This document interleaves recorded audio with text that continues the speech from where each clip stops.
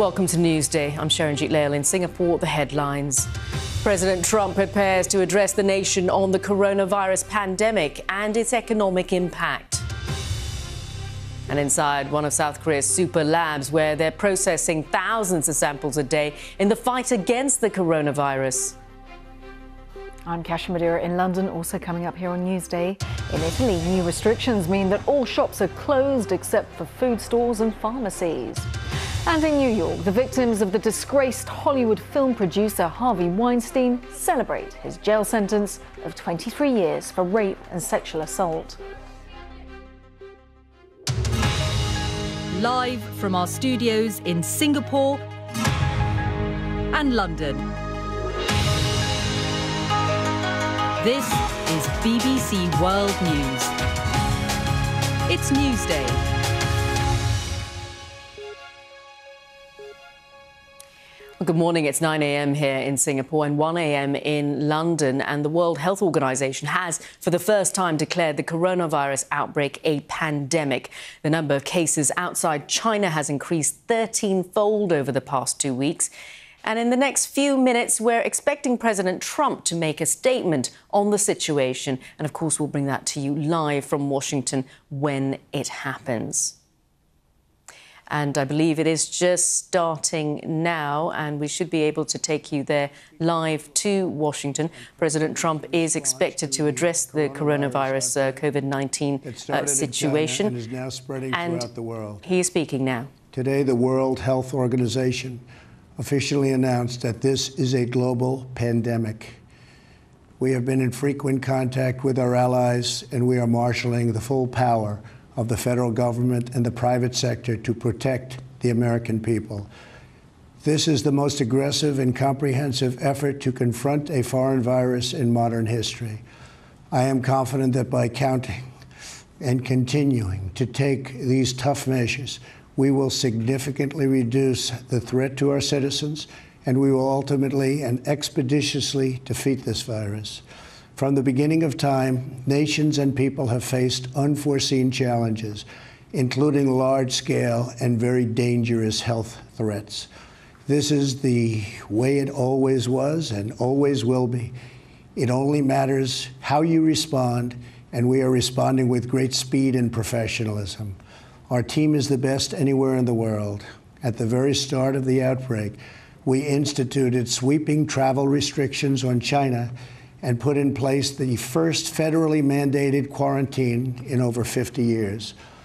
We declared a public health emergency and issued the highest level of travel warning on other countries as the virus spread its horrible infection.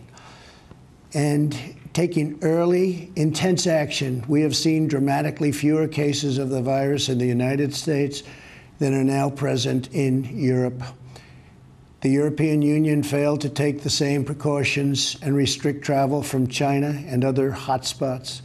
As a result, a large number of new clusters in the United States were seeded by travelers from Europe. After consulting with our top government health professionals, I have decided to take several strong but necessary actions to protect the health and well-being of all Americans. To keep new cases from entering our shores, we will be suspending all travel from Europe to the United States for the next 30 days.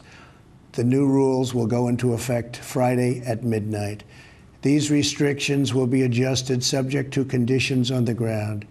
There will be exemptions for Americans who have undergone appropriate screenings, and these prohibitions will not only apply to the tremendous amount of trade and cargo, but various other things as we get approval. Anything coming from Europe to the United States is what we are discussing. These restrictions will also not apply to the United Kingdom. At the same time, we are monitoring the situation in China and South Korea. And as their situation improves, we will reevaluate the restrictions and warnings that are currently in place for a possible early opening. Earlier this week, I met with the leaders of health insurance industry who have agreed to waive all co-payments for coronavirus treatments, extend insurance coverage to these treatments, and to prevent surprise medical billing. We are cutting massive amounts of red tape to make antiviral therapies available in record time. These treatments will significantly reduce the impact and reach of the virus. Additionally, last week I signed into law an $8.3 billion funding bill to help CDC and other government agencies fight the virus and support vaccines, treatments, and distribution of medical supplies. Testing capabilities are expanding rapidly day by day. We are moving very quickly. The vast majority of Americans, the risk is very, very low. Young and healthy people can expect to recover fully and quickly if they should get the virus. The highest risk is for elderly population with underlying health conditions. The elderly population must be very, very careful. In particular, we are strongly advising that nursing homes for the elderly suspend all medically unnecessary visits. In general, older Americans should also avoid non-essential travel in crowded areas. My administration is coordinating directly with communities with largest outbreaks, and we have issued guidance on school closures, social distancing, and reducing large gatherings. Smart action today will prevent the spread of the virus tomorrow. Every community faces different risks, and it is critical for you to follow the guidelines of your local officials who are working closely with our federal health experts, and they are the best. For all Americans, it is essential that everyone take extra precautions and practice good hygiene. Each of us has a role to play in defeating this virus. Wash your hands, clean often used surfaces, cover your face and mouth if you sneeze or cough, and most of all, if you are sick or not feeling well, stay home. To ensure that working Americans impacted by the virus can stay home without fear of financial hardship, I will soon be taking emergency action, which is unprecedented, to provide financial relief. This will be targeted for workers who are ill, quarantined, or caring for others due to coronavirus. I will be asking Congress to take legislative action to extend this relief. Because of the economic policies that we have put into place over the last 3 years, we have the greatest economy anywhere in the world by far. Our banks and financial institutions are fully capitalized and incredibly strong. Our unemployment is at a historic low.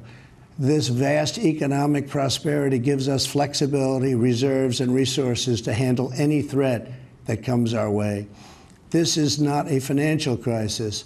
This is just a temporary moment of time that we will overcome together as a nation and as a world.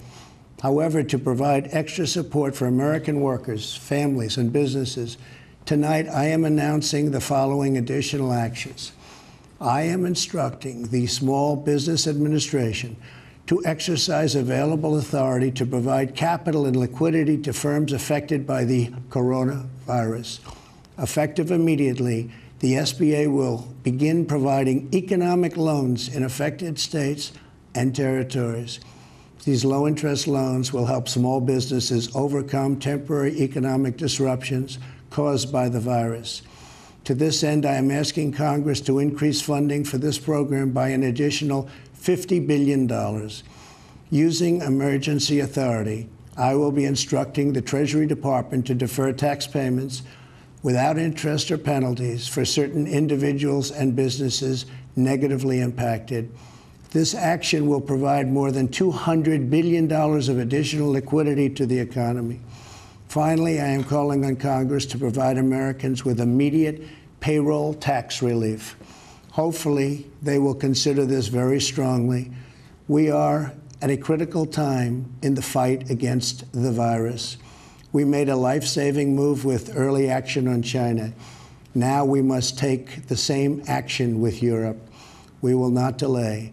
I will never hesitate to take any necessary steps to protect the lives, health, and safety of the American people. I will always put the well-being of America first. If we are vigilant and we can reduce the chance of infection, which we will, we will significantly impede the transmission of the virus. The virus will not have a chance against us. No nation is more prepared or more resilient than the United States. We have the best economy, the most advanced health care, and the most talented doctors, scientists, and researchers anywhere in the world. We are all in this together. We must put politics aside, stop the partisanship, and unify together as one nation and one family. As history has proven time and time again, Americans always rise to the challenge and overcome adversity. Our future remains brighter than anyone can imagine. Acting with compassion and love, we will heal the sick, care for those in need, help our fellow citizens, and emerge from this challenge stronger and more unified than ever before. God bless you, and God bless America. Thank you.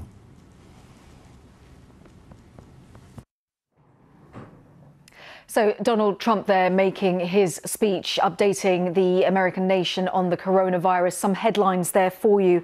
I think the most important thing to speak about is the fact that he is suspending all travel from Europe to the United States for the next 30 days. And this travel ban effectively from European countries will kick off from Friday at midnight, but the restrictions will not apply to the UK.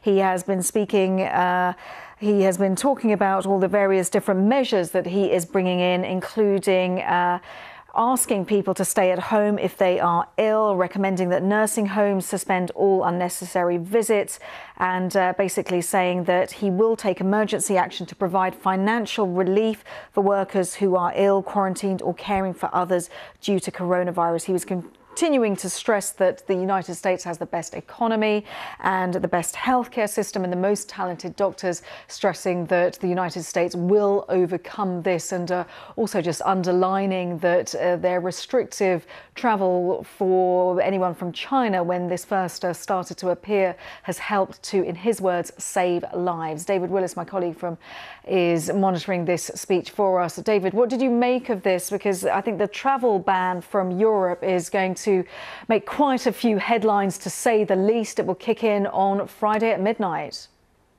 Absolutely, Kasia. Yes, I think we saw a mixture there of practical and economic measures announced by President Trump, interspersed with a message, or attempted message, of a reassurance to the American people that the United States will get through this. But that travel ban, effective travel ban that applies to countries in Europe, aside from the United Kingdom, will be the headline from this speech, from the this announcement from the Oval Office tonight. No question about that. President Trump had been, that this had been anticipated, a lot of speculation that there would be some sort of travel advisory or travel ban announced. Well, the president grasping that nettle. This, a man, of course, who has downplayed the effects of the coronavirus somewhat up to now. He basically said that people should stop, so stay calm and it will go away. But unfortunately, the facts have overtaken him somewhat. There are now more than 1,000 cases of the virus here in the United States, and so far more than 30 deaths as well, Kasia. And when it comes to the travel ban itself, because I think this is going to be something that will hit people hard, he says that there will be exemptions for US citizens who have undergone screenings. So certain exemptions there, but my goodness, we're talking about a complete ban for anyone from Europe, apart from those in the UK. Absolutely, and this will have considerable effects, of course, on commerce and particularly on tourism at this time of the year, coming up to the Easter holidays and so on. This is a radical move on the president's behalf, but he clearly feels that the limited bans that were imposed on travellers from China and South Korea help to mitigate the worst effects of the virus here in the United States, and that it is time to take these quite draconian measures and in an attempt to basically fend off the worst effects of this virus, which the World Health Organization, of course, has now called a pandemic. And there is a lot of concern here in the United States that with the financial markets having gone somewhat into freefall, that this could pave the way to an economic recession. The Dow Jones lost 20% today. It's been in freefall since February, really, since the first announcement came out of this virus and its spread and its potential reach. And the president, of course, has very much founded his reputation and been selling himself to voters ahead of the elections here in November on his ability to boost the stock market. Well, that now lies in tatters, and that's the sort of thing which gets to him. He is bound to be very keen to get a handle on this virus, if not for that reason, then if not for any other reason, then for that reason alone. Yes, absolutely. And you mentioned that he was talking about measures, economic measures, also as a note of compassion as well. And he's reaching out to those small businesses. He's saying that he will provide capital and liquidity, low interest loans, amongst other things. So very much trying to calm people and hold out a hand to say that we are looking out for you. Also asking Congress to increase funding by $50 billion US. Very much cutting across any kind of party lines here, really reaching out to Congress to show a united front. Absolutely. But whether or not Congress actually agrees to this is another question, because the Democrats have said that they would prefer completely different measures. For example, paid sick leave. The president, as you heard there, favouring tax cuts and stimulus to small businesses.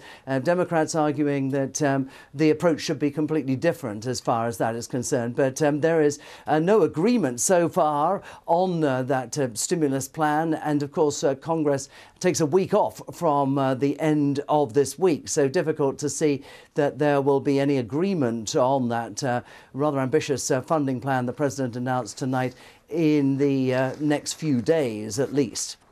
And interesting to see the president being extremely presidential, so to speak. He didn't previously. There have been instances where he's been talking about the dip in the economy, arguably due to the coronavirus, but throwing it out there as one of the reasons is because of the candidates in the Democratic presidential race to take him on in the election in November. This time round, strictly sticking to the script, literally.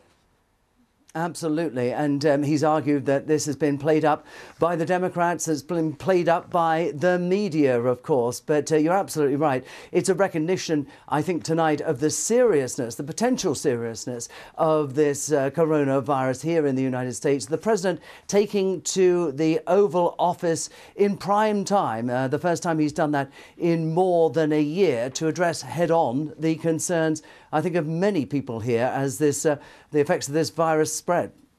Another point that I would like to ask you, so how are people finding this? Of course, we're seeing empty shelves across Europe when it comes to disputes over toilet rolls. We've seen people fighting in Australia over that. How are the Americans? What's happening stateside with this pandemic? Well, a lot of concern. I mean, just up in Seattle, not far from where I'm speaking to you from right now, Kasia, they have limited gatherings to public gatherings in certain counties there to no more than 250 people at once. There is concern, of course, about quarantining people in New York, and also about allowing public gatherings in the nation's capital, Washington, D.C. Meanwhile, we see increased signs of panic buying of hand sanitizing materials, toilet rolls, and so on. So a lot of concern here, and that was the concern that the president felt that he had to address clearly tonight from the Oval Office. And David, just coming back to that headline news that the president is suspending all flights from Europe to the United States for 30 days, not including the UK, but from Europe. Is this something that he can do automatically, or will this have to go through any kind of political system? Does he have to get approval for this, or is this a given now? I would imagine, and I'm not certain on this, but I would imagine this is something that he can do by executive order, if you like. The president, of course, favours executive orders. He's issued quite a lot of them in his time in the White House already. And I'd imagine that this is something that he can do with an executive order and an instruction to the Federal Aviation Authority and to other government departments, the responsible for ports and so on, and places of entry here in the United States. But clearly, this is something that a lot of people feel, that this is not a bad idea. A lot of people feel here in order to protect the spread of this virus. Indeed, one of the president's own advisors on this, Dr. Andy Fauci, testified today before a congressional committee, and he said that it's 10 times worse the effects of the coronavirus than the seasonal flu. And he actually made the point that the only way to stop its spread was to stop the arrival of people here who actually had or were vulnerable to the virus. So the president perhaps following through on that advice from one of his advisors. It will, of course, have a considerable impact on the US economy. Yes, it certainly will. There will be an awful lot of reaction to this. The president describing this as strong but necessary action. David, thank you so much for getting that analysis for us on this breaking news on that travel ban from Europe to the United States. David Willis, live. Thank you. Well, Kasia, you talked about all of the reaction. Obviously, there's going to be reaction here from Asia as well. As you heard President Trump speak there at the Oval Office, he talked about these travel bans, obviously, initially with China, with South Korea. It's now been extended to Europe as well for the next 30 days. Certainly some draconian measures there, as David just mentioned. So we'd like to talk about it here in Asia. Obviously, something we've been watching as well, and something that a lot of market watchers and investors have been watching, because obviously the investors are on tenterhooks. The global markets have been also incredibly volatile because of this pandemic. I can talk now to my colleague Monica Miller, who was also watching that address by President Trump. So what were some of the key things? Because obviously the thing that everybody focused on was this travel ban, the fact that Europeans are not going to be allowed for the next 30 days to go into the US. But it's not just something American. We know that other countries in the region have done this. India actually stopped issuing travel visas, and they're doing this as well. So certainly something we're seeing other countries do. Indeed. I mean, when the coronavirus first was detected, countries like Singapore, for example, they banned flights from China, especially from the epicenter in Wuhan. But it was interesting because yesterday I had a discussion with a Singaporean official on the tourism board, and I said, is Singapore possibly looking at a ban of this sort? And he said, absolutely not. We haven't done anything like that since 9/11. So to hear President Trump say this, I mean, in our newsroom, a few jaws dropped when we heard that it was, such a broad statement. Yeah. Again, this isn't the UK. Interestingly enough, doesn't include the UK. That's right, as you say. Exactly, exactly. I mean, and they have seen their fair share of cases. What I did find interesting, though, is that he said that this is not a financial crisis. And this is something we have looked very closely at here in Asia all week, as well as with the U.S. We have seen indices well in the red. And it's really been a 1-2 punch this week between not only the coronavirus, but oil prices. But now when you tack this on, I mean, we're looking at futures in the U.S. down 600%. This is after Wall Street went into, a bear. That's right. It's first official bear market now for some 11 years, I believe, since the height of the financial crisis. Now, what's really interesting as well is obviously the stimulus measures that President Trump mentioned. There was a lot of concern yesterday at the lack of detail about those stimulus measures, which is what possibly led to Wall Street falling again, because we did see some gains earlier this week. So tell us about these stimulus measures, because he's talked about trying to give support to small businesses. He talked about economic loans to affected states and territories, this payroll tax relief as well. How is that really going to help? Well, one of the interesting things that I listened to and I heard is really giving relief to hourly workers in the U.S. There's really not any sort of government, federal government compensation for that.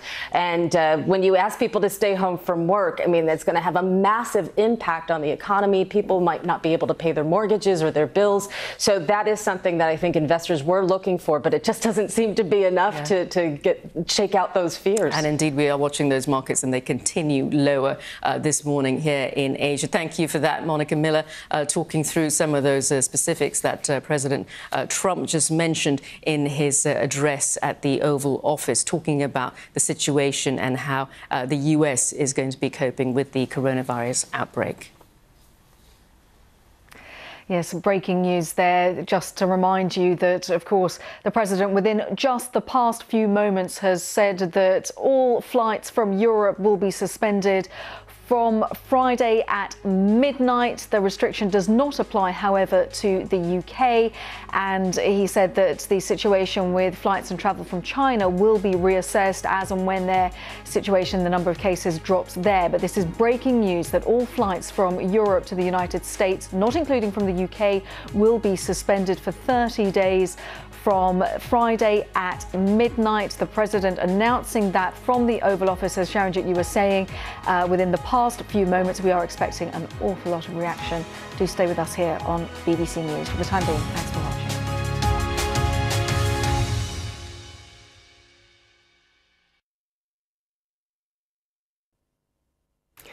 Hello. Meteorologically speaking, it is now the start of spring, but of course winter is not that far behind us, and I think we will get a reminder of that through the next couple of days. Cold air flooding into the UK around an area of low pressure that will bring us quite a few showers actually on Thursday.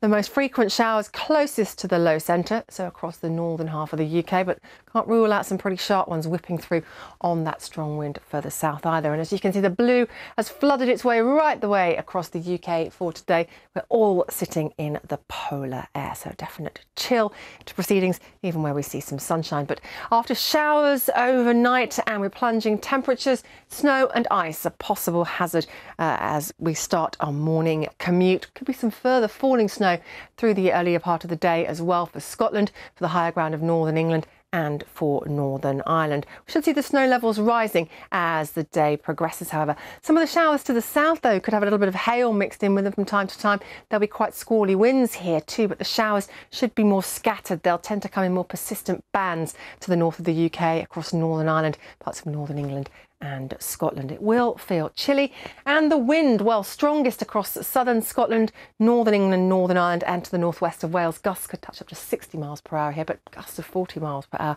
quite widely.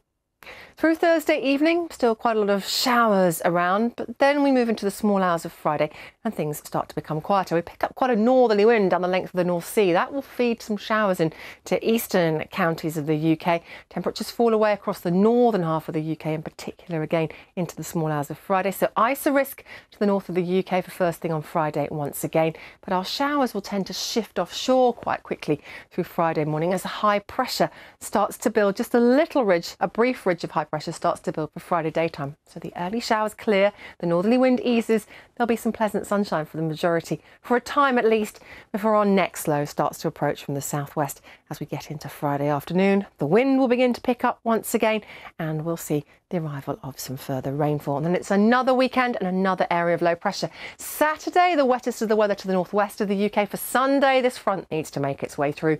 So I suspect all of us will see some rain at some stage. So quite a bit of cloud around widely across the UK on Saturday.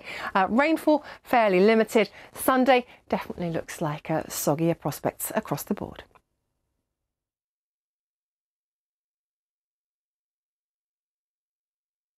You can't stop the future.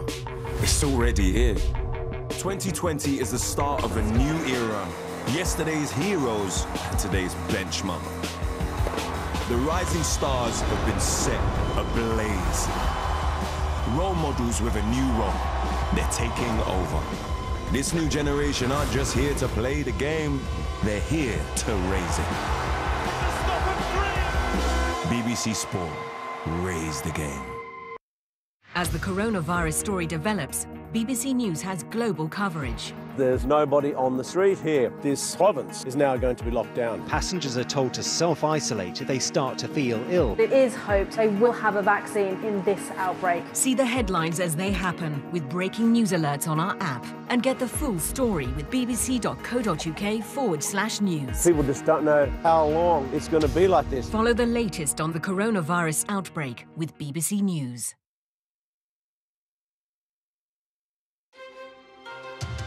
Hello, welcome. I'm Kasia Madera with BBC News. Our main stories. President Trump says that the US will ban all flights from mainland Europe as experts confirm the coronavirus outbreak is now a pandemic.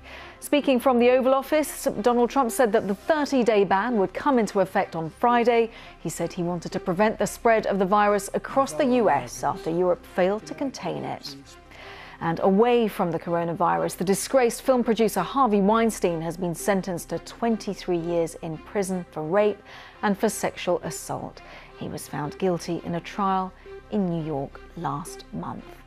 There is much more, as always, on all of our stories, including that breaking news about the travel ban from Europe to the United States on our website. But that is it from me. Thanks for watching BBC World News.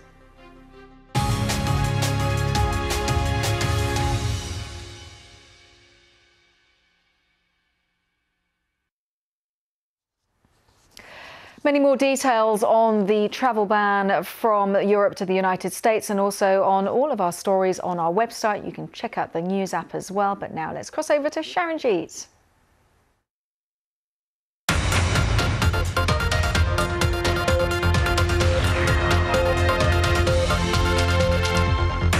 Asian markets down across the board as President Trump announces a ban on all travel from Europe to the United States to tackle the spread of the coronavirus.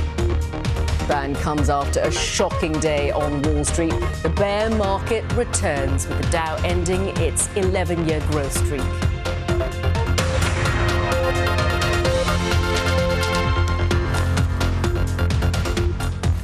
Hello and welcome to this Thursday's Asia Business Report. I'm Sharanjit Leyl. Well, of course, some news just in the past few minutes. We've been hearing from President Donald Trump, who's announced a ban on all travel from Europe to the United States to tackle the spread of the coronavirus. Addressing the nation from the White House, Mr. Trump said the restriction would not apply to the United Kingdom. Let's have a listen to what he said a short time ago. To keep new cases from entering our shores, we will be suspending all travel from Europe to the United States for the next 30 days. The new rules will go into effect Friday at midnight. And for more analysis now, we can bring in our reporter, Monica Miller, who was obviously watching that address by President Trump, and quite draconian measures they're being called, which is making markets particularly nervous because we've seen those markets actually take an even steeper fall since he spoke. The Nikkei is down about 2.5%. The Australian market is down just about 4%. So tell us what's going on. Yeah, well, we're waiting to see exactly what happens to China's markets. But as you said, it's a deep dive into the red this week. And this has been a 1-2 punch between oil prices in addition to the coronavirus. But now, just in the last few minutes, we learned about this travel ban to Europe from the United States. We do need to say it's not to the UK, which has seen its fair share of cases detected and deaths, but in Europe for 30 days. And I'm looking at Dow futures right now, and they're just tanking. We're looking at a 600 point drop at this point, and they are already in a bear market that happened yesterday. So I think you need a lot of Pepto-Bismol if you're an investor, because it doesn't look like we're getting out of this anytime soon. It doesn't look like it, is it? But we know that President Trump's made these announcements, and it comes on the back of lots of other countries doing quite similar things. We just saw the UK with its budget yesterday. He talked about stimulus measures to try to help small business owners, for instance. He talked about helping a lot of the workers affected, people in quarantine and those who are ill, for instance, and particularly the insurance industry as well. So, you know, really fascinating that he talked a little bit about these stimulus measures, but they don't seem to be going as far as some of the stimulus measures we've seen other places take. For instance, Hong Kong, which gave a cash payout to all its citizens. Yeah, he did, say that it's now in Congress's hands, you know, in terms of coming up with a stimulus aid package. But we have to remember the climate politically in the U.S. right now. It's not a particularly happy occasion. And, this is a tough time, and perhaps they will, come to some sort of reasoning on a bipartisan level. But yeah, I think that yesterday investors were really hoping to get more details on this. He did mention that there may be some relief in terms of a payroll relief of some sort, but also for workers who are paid on an hourly wage. In the U.S., there isn't federal relief for people in these instances. So if you can't show up to work, there's a good chance you're not going to pay your rent or your mortgage or be able to pay your bills. And this will have a spillover effect into our part of the world because the U.S., again, is the world's largest economy. Yeah, and indeed, that's a real concern, isn't it? Because obviously you need to protect a lot of workers in the informal, the gig economy. They're not necessarily going to get sick pay paid for. So, yeah, I mean, that's something that a lot of governments are looking at really closely now, aren't they? They are. And it's interesting here in Singapore, we were learning that, they have already put a $4 billion aid package to help small businesses. And, they're ready to actually do another round if necessary. But we're also looking at South Korea as well as China. They, are trying to keep we're trying to keep their, citizens to be able to, maintain throughout this entire tough time. But, I think today, just jaws are dropping a bit at this decision not to allow travel to Europe over the next 30 days. As you say, jaws are dropping. Thank you so much for that, Monica Miller, our reporter, watching that for us. Well, as we talked about, those markets are falling. And if we take a look at the markets here in Asia, the Nikkei is down about 2.5%. In fact, it fell even steeper after he spoke. We're seeing steep losses as well in the Australian markets. The ASX 200 down about 4%. In fact, it slid just after the president spoke. This despite the fact that obviously Australia has seen some stimulus measures put in place there as well. And of course, all of this comes off the back of a terrible day on Wall Street, where for the first time since the financial crisis, the Dow officially plunged into a bear market. That's after the World Health Organization declared the coronavirus a pandemic. You saw those numbers there. Really the first time this has happened in some 11 years. The Dow off 20% from its highs. Here's the BBC's Samira Hussain on Wall Street. On Monday, you saw the biggest drops that we have ever seen since the financial crisis. And then on Tuesday, we saw that we were up trading into the red. We were up by almost 3%. But come today, we saw yet another big drop. So we were down by more than 5%. We've erased the gains that we made on Tuesday, and we've fallen even further on Wednesday. And now we are in what we call bear market territory. So we've lost 20% from the 52-week high. So what does this really mean? Well, it means that investors are not feeling very confident about the future right now. And it's not something that's going to be short term. Usually, once you get into a bear market, it lasts for a couple of months or longer. So that's why everyone's really talking about this bear market, because it just has so much significance when it comes to how investors feel about the future. Well, that is the view on Wall Street from Samira Hussain. But let's move over to the view from India, which has also implemented a travel ban. The government there has suspended all tourist visas until mid-April and says it will quarantine all travellers, including Indian nationals, arriving from 7 of the countries that have been particularly hit by the virus. For more now, I'm joined from Delhi by our India business reporter, Arunade Mukherjee. Now, Arunade, obviously these are quite big measures that the Indian government's taken. How is it going to hit the tourism sector? Some very serious measures being taken, and it's taking off from global cues, really, as every country is slowly, or every region rather, is slowly looking at isolating itself from the world. This is certainly going to hit the travel sector. We've been getting reports from the airports where things look deserted during weekdays. Airlines have been voicing concerns because this is a time when the aviation industry and the economy in general has been facing a tough time. So the travel ban comes into effect from the 13th till the 15th of April, and then they will take a call on what really they need to do next. Some specific countries, travellers from, for instance, Iran, Italy, China, Korea and other countries will be quarantined for a period of 14 days, recommending no travel abroad to Indian citizens. Now, we heard President Trump obviously talking about stimulus measures. Other countries have put them in place as well. What about India? You know, it's a tricky situation here because India has been battling an economic slowdown. The government has been battling a massive fiscal deficit. So when we spoke to experts, they say the government finds itself in a, backed into a corner to figure out how to really help. And it's not helping that various credit agencies are downgrading India's credit rating. So it's not looking very good, but there are meetings planned where they're trying to ascertain what really their next step should be. All right, Rina Mukherjee there watching the situation there in Delhi for us. And let's take a look at those markets again and how they've been reacting to President Trump, in fact, speaking at the top of the hour. And actually, we've seen Asian markets dive even further after he talked about some very tough measures, particularly on European travellers. And that's it for this edition of Asia Business Report. Thanks for watching.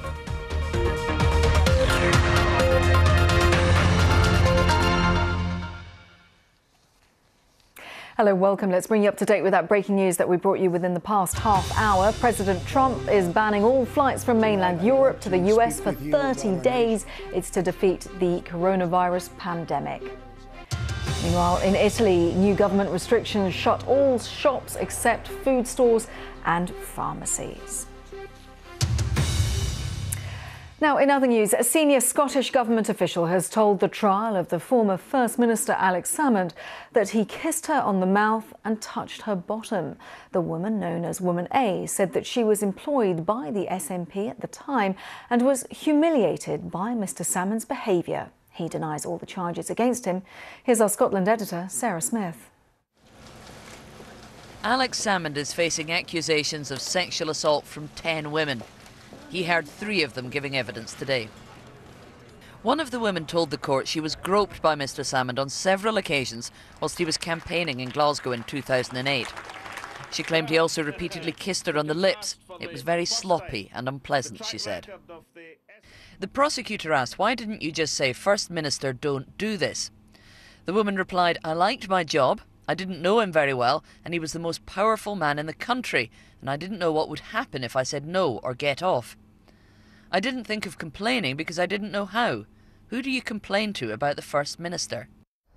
Another woman, an SNP politician, described a car journey during which she says Mr Salmond had his hand on her leg. She said she thought it was entirely inappropriate and wrong, but she didn't complain because she says it's hard to explain how much he meant to our party, and anyway, who on earth was she going to complain to, and what on earth were they going to do about it? The former First Minister denies all 14 charges of sexual assault, and the case will continue tomorrow. Sarah Smith, BBC News, Edinburgh.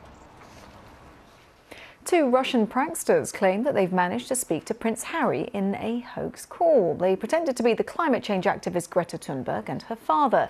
The YouTubers, known as Vovan and Alexis, say that they managed to make 2 calls to the Prince in Canada. Buckingham Palace has declined to comment on the claim.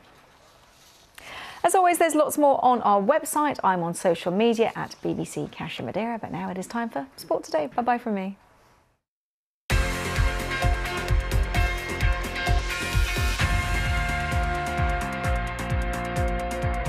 Hello there, I'm Tulsen Tollett and this is Sport Today, live from the BBC Sports Centre. Coming up on this programme, holders Liverpool knocked out of the UEFA Champions League, losing 4-2 on aggregate to Atletico Madrid. It's been announced that Golden State Warriors will play their next NBA home game with no fans allowed due to the coronavirus pandemic. And Rory McIlroy looks to become the first player to retain the Players' Championship as he takes to the course in Florida on Thursday. Hello there and welcome to the programme. All that and more to come, but we start with the footballing news that holders Liverpool are out of the UEFA Champions League, beaten 4-2 on aggregate in their last 16 tie by Atletico Madrid. Liverpool lost the first leg 1-0, but Jorginho Wijnaldum's goal just before half-time wiped out Atletico's advantage, and that meant extra time. Roberto Firmino's goal after 94 minutes made it 2-0 on the night, but Liverpool were ahead in the tie for the first time. 2 goals from Marcos Llorente turned the tie back in Atletico's favour, leaving Liverpool needing to score twice. A late Alvaro Morata score secured a 3-2 win on the night for the Spanish side and a 4-2 aggregate victory. You know, you've seen over the years with Atletico, you know, how good they are at defending, and you know, they never say die attitude. And I've been there now since July, August, and it's incredible. You know, from training when you see Mister, you know, you see him on the touchline. He's like this in training. So you know, everybody feeds off him. We tried everything. For 2.5 years we had an exceptional ride in the Champions League. It's like we've had party after party after party in the Champions League pretty much. And it was tonight a party. It was, everything was set, it was great. Crowd exceptional, the stadium, everything showed up in the best way. The boys delivered, super game, fought hard, played well, scored wonderful goals, but we lost. Paris Saint-Germain are also through to the quarter-finals with Atletico. The Parc des Princes was empty amid concerns over the coronavirus, but the French champions overturned a 2-1 first-leg deficit against Borussia Dortmund to reach the last eight for the first time in 4 years. And Neymar opened the scoring on the night to make it 2-2 on aggregate. Juan Bernat's goal on the stroke of half-time then put PSG in front over the two legs. In a heated second half, Dortmund had Emre Can sent off for pushing Neymar.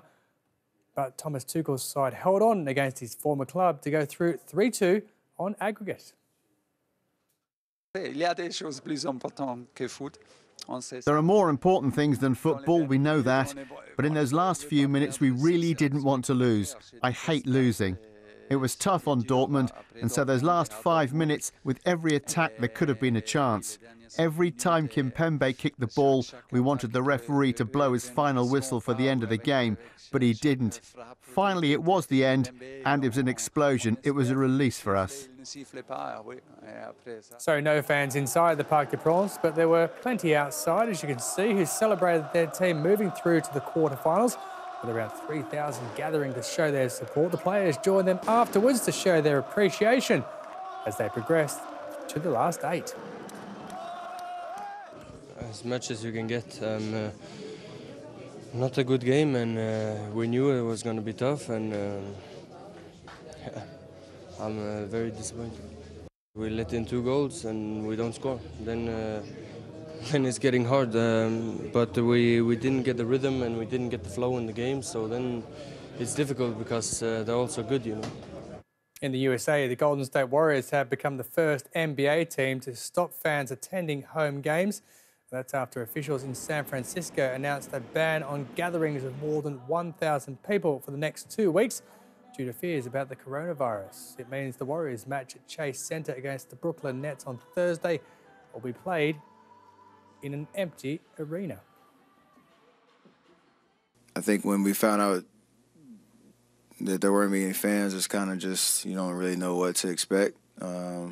Been in this league for a very long time and never had to deal with anything like this, so it'll be different. It'll be weird. Obviously, understand the perspective and the decision in terms of trying to do our part to stop the spread and keep people safe first and foremost, and deal with the repercussions of what that means going forward. On to golf, and the biggest tournament outside the majors gets underway on Thursday. It's the Players' Championship at Sawgrass in Florida, where Rory McIlroy is the defending champion. The world #1 from Northern Ireland, who's looking for his first tour title of 2020, is bidding to become the first golfer in the history of the Players' Championship to win it 2 years in a row. If there's been no one to defend, it would be a nice time to start and have someone do that. This week last year was huge for me in terms of sort of getting the monkey off my back a little bit, and I had a few close calls, and I wasn't able to sort of walk through the door and claim a win, and then I was able to do it here, and yeah, obviously it would be wonderful to replicate what happened last year. A notable absentee from the Players' Championship this week is Tiger Woods, who's twice been a winner at Sawgrass in 2001 and 2013. He's still troubled by the back injury that forced him to miss last week's Arnold Palmer Invitational at Bay Hill and restricted him to just 2 tournaments so far this year.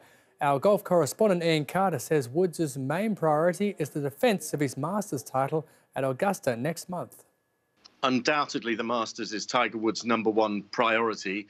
If there is a bigger priority, it is just retaining fitness. I think it's a fact of his life now that the back is fragile. He has to ration the number of events that he plays. I think this is a big blow not to play the Players' Championship because it is an event of huge prestige. He's won it before, and he would have wanted to play here because the fact that he isn't suggests that he is going to be very short of stroke play action heading into the first men's major of the year. But that priority is Augusta, and being fit for Augusta is right up there.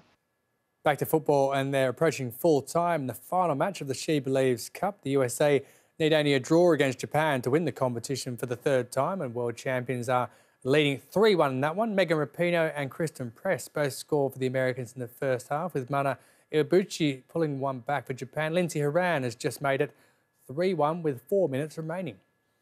Earlier, Spain beat last year's winners England. The only goal of the game was scored 8 minutes from time by Barcelona's Alexia Putellas, her second goal of the tournament. It means they won 2 out of 3 matches on their debut in the annual 4-team invitational competition. Now to cycling, where Germany's Max Schachmann still leads heading into the 227-kilometre Stage 5 of the Paris-Nice on Thursday. On Wednesday, Denmark's Søren Kragh Andersen covered the 15.1-kilometre individual time trial course in 18 minutes and 51 seconds, holding off Schachmann by 6 seconds as he extended his overall lead. Cricket in Bangladesh thrashed Zimbabwe by 9 wickets in the second T20 International in Dakar to complete a 2-0 series win. The tourists batted first, and Brendan Taylor top scored with 59 as they laboured to 119 for 7 from their 20 overs. Leighton Das then steered Bangladesh to victory with an unbeaten 60 off 45 balls. Horse racing now, and last year's runner-up Politolog led from start to finish to win the Queen Mother Champion Chase on day 2 of the National Hunt Festival at Cheltenham. Harry Skelton was on board the 6-1 shot on what was his first ride in the race. It was also the first winner of the 2020 festival for 11 times champion trainer Paul Nicholls. That is about all we've got time for. Of course, everything else you can go to the website. But for me, Tulsen, Tollett, and the very, very good Sport Today team, until next time, it is bye for now. Ta-da.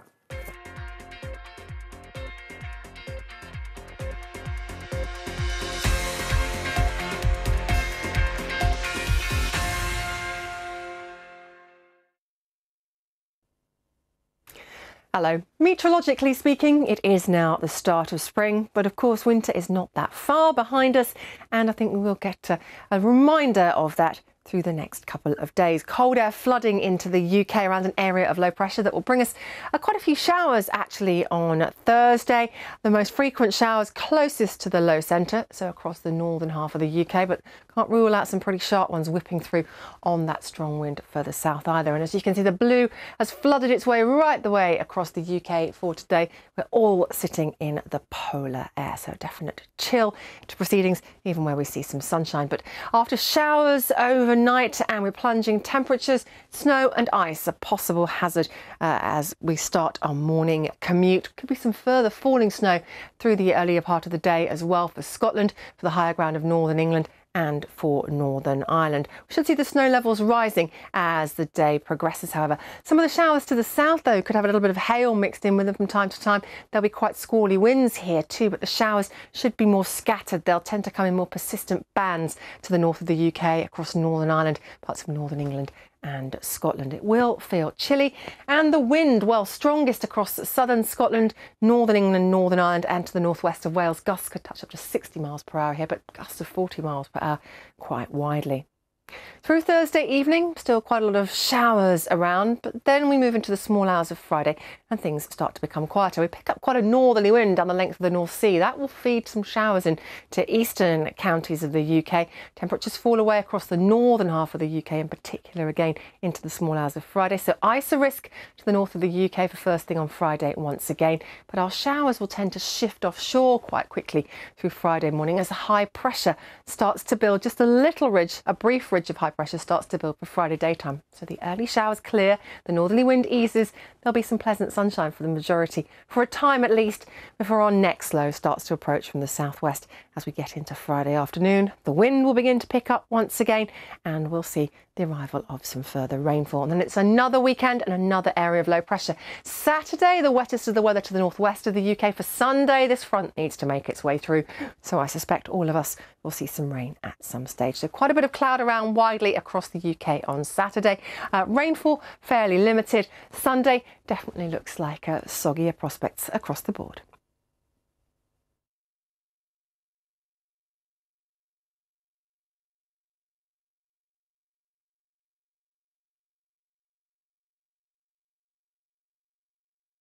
You can't stop the future.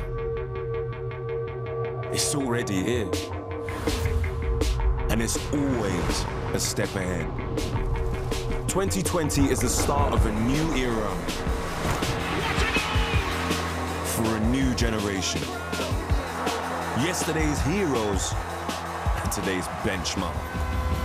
The rising stars have been set ablaze. They don't want you to pass the torch. They got their own fire burning. They're stepping up and speaking out. Role models with a new role. So keep your potential. They want gold. They're taking over. This new generation aren't just here to play the game. They're here to raise it. This is the stop and dream. BBC Sport, raise the game. I'm here at this hospital where they're already experiencing the benefits of AI. This is seriously cutting-edge technology. Wouldn't it be good if firefighters could use technology to see what they're getting themselves into? This is a very innovative project to protect the environment. It's called the artificial tree. You have to give them credit for blazing the trail. A new tool to reboot democracy and find common ground amongst the most polarised of